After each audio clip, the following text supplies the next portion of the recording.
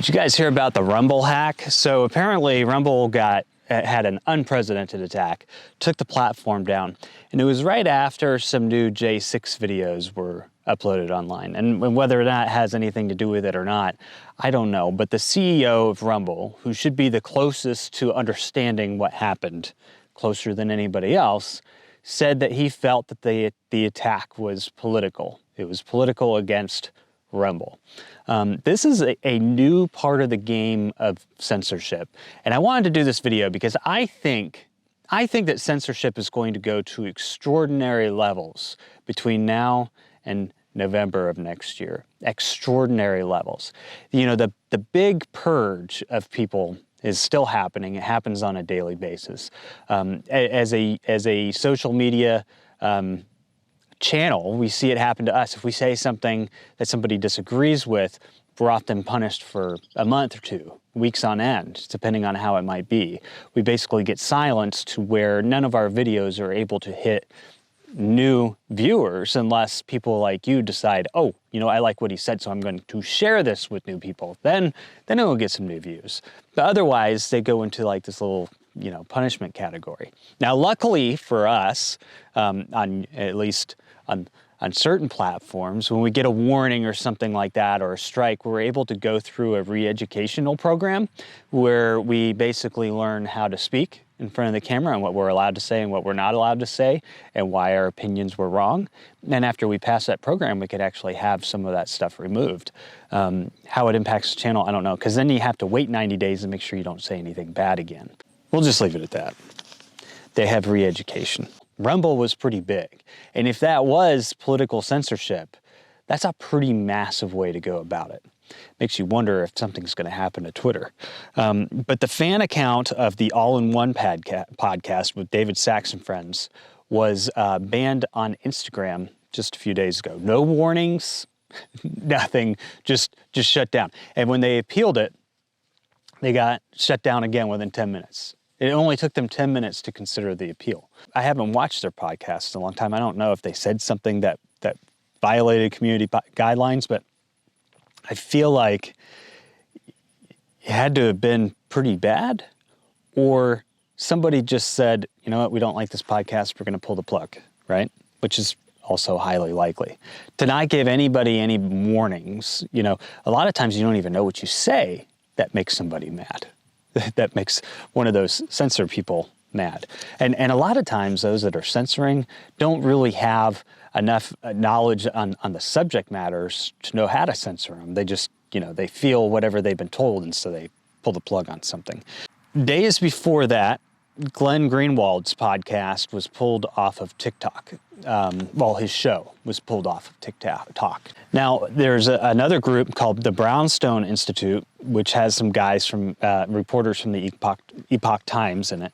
And they have an event on Eventbrite each month where you can pay to go and be a part of this conversation that they have. It's kind of like a live podcast, but it's done through Eventbrite. And they were going to bring on one of the founders of Moms for Liberty, Tiffany Justice. And just for having her scheduled for this upcoming podcast on Eventbrite, they canceled the event and returned all the funds to all of the people who wanted to go and listen to this. Censorship is one of those things that's trickled in for years, right? They first censored people like Alex Jones, who, you know, he makes some valid points, but he's somebody who, you know, a lot of people, whether they agree with him or not, can say, okay, I can see how that guy got himself censored. You know, so they censor people like that first. Andrew Tate, another one. They censor him, made him a villain. Who's the other one that, Russell Brand? That's another one that's recently been censored, turned into a villain.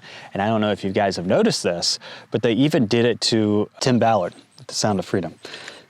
They've pretty much turned him into a public enemy lately. So, you know, they start censoring who they can create controversy over. If you are anybody who speaks your mind, then you have to walk on eggshells, right? Really thin eggshells, because they'll get you for anything. And then, you know, they get a little more bold. They censor the President of the United States, who again is an agreeable, unagreeable person, ex-president. President Trump. So, that got a little more bold, and then they went after some news anchors. Tucker Carlson, they went after O'Keefe, and I don't know if you guys noticed this, but they shut that entire operation down. O'Keefe Media Group is still alive and active. I believe he posts on Twitter. I have discussed with him the possibility of having him come on for an interview, but I'm still working on my shop, so I haven't been doing interviews lately. But that basically what's happening is they're slowly rolling out the censorship, and it keeps going further and further. The next ones that are going to be completely just taken off is every YouTuber, social media influencer who has anything to say that undermines the regime or the agenda. And who that actually is puzzles me sometimes. When it comes to censorship, I think there's a couple things that are important to remember. Number one, those who censor you, those who say, no, you can't say that, or correct you in the way you say things, they don't care about you, they don't care about your freedom, they don't care about your well-being, they don't care about anything. They're doing it because all they care about is their agenda, what they're trying to enforce, what they're trying to get other people to believe.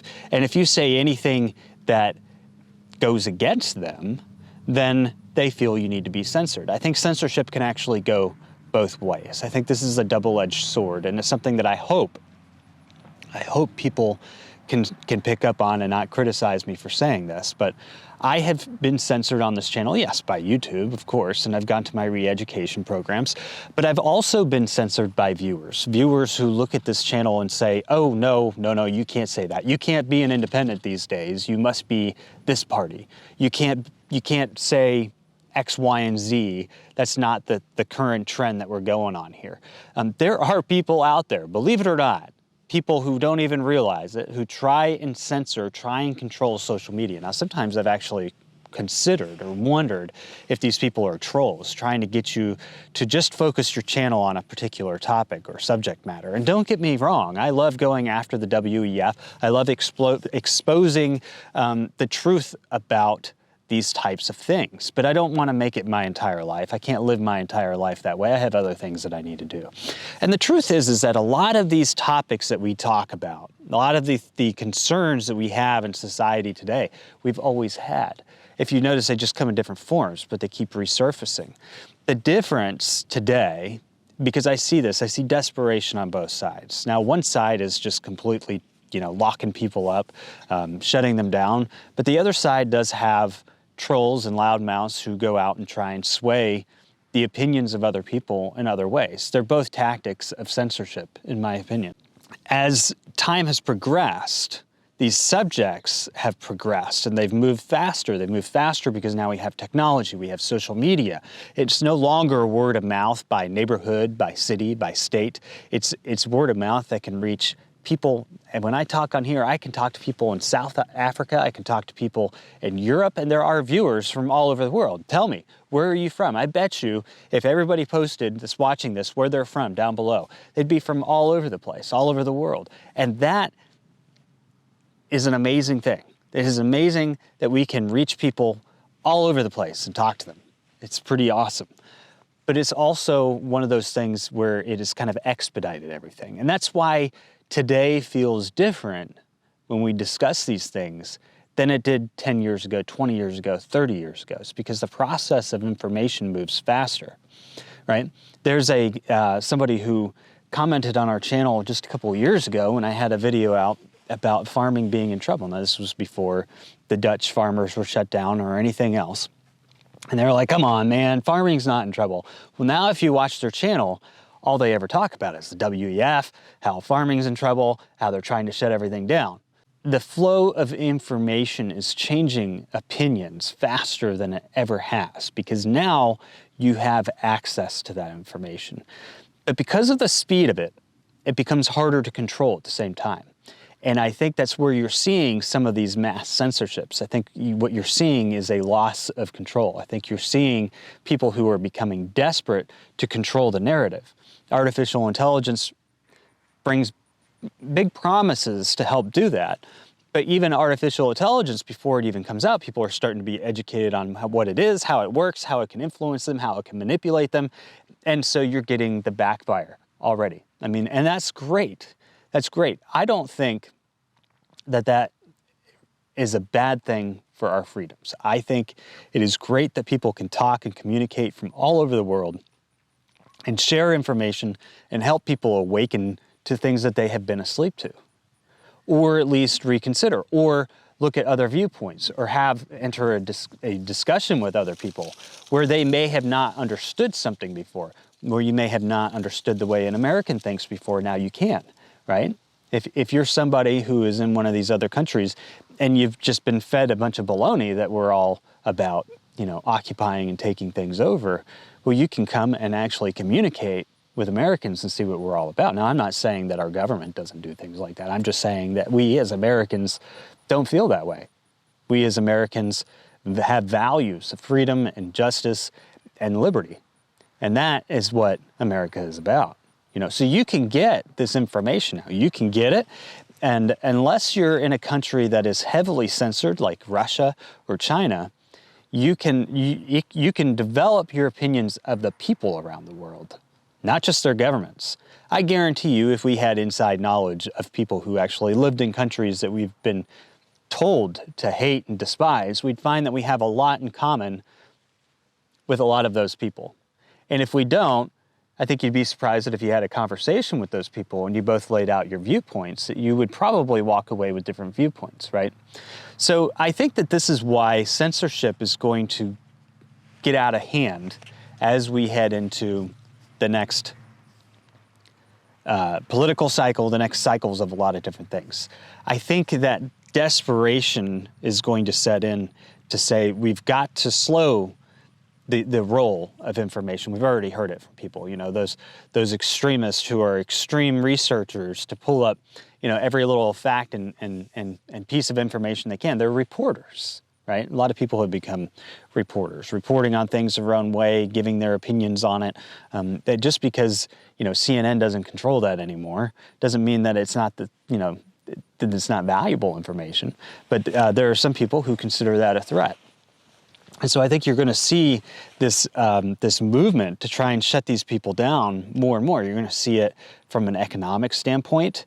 You're going to see it, and by that I mean they're going to try and lower the views of people so that what they have to say can't reach as many people, and it will destroy them economically, and then they'll just have to stop doing it. They won't be able to spend the time doing it. If you guys support people that you watch, I can tell you it becomes a struggle when you get censored.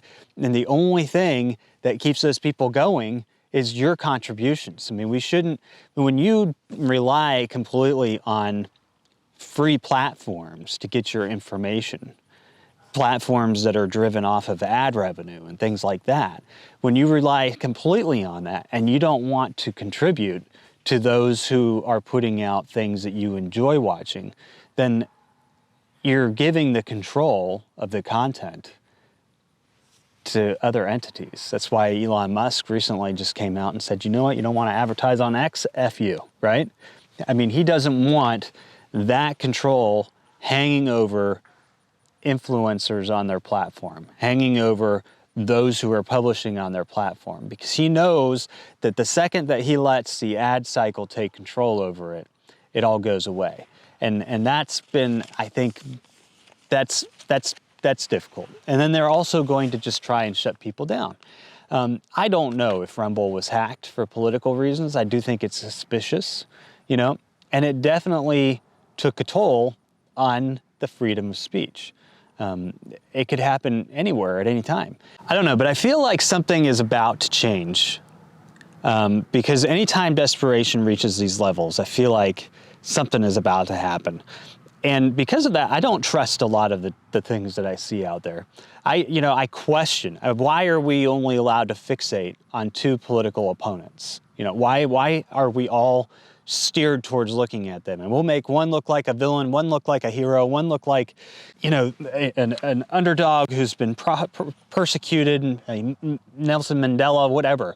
But the media has been really good at steering our attention to two people. Why can't we look at anybody else? In the election cycle, in a free democracy, this would be the time when we're actually evaluating all of our options for all parties and not necessarily saying, oh, these are your only two options again. I question why that is happening.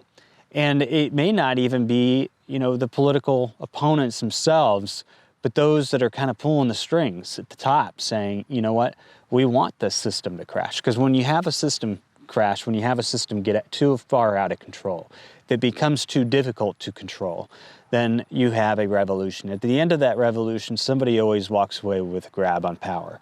And that's all revolutions ever have been. They never actually give people power. They never give people the freedom that they think they're getting from them. So I kind of view all of the different things going on in the world a little differently than a lot of you probably do. I think that censorship happens on both sides. I do think that it is a bit totalitarian on one side. When you can utilize the system to shut people down, when you control the entities and force them to shut people down, I mean, that's wrong.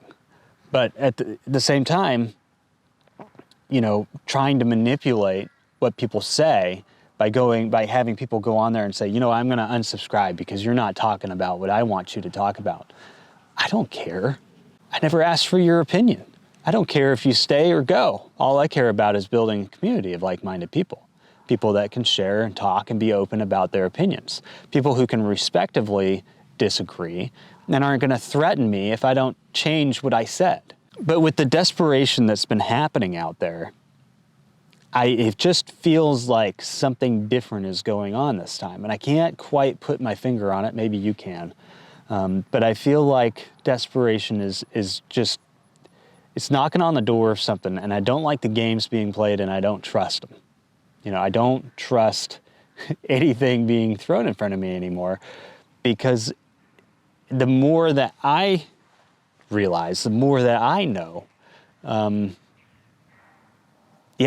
less there is to trust.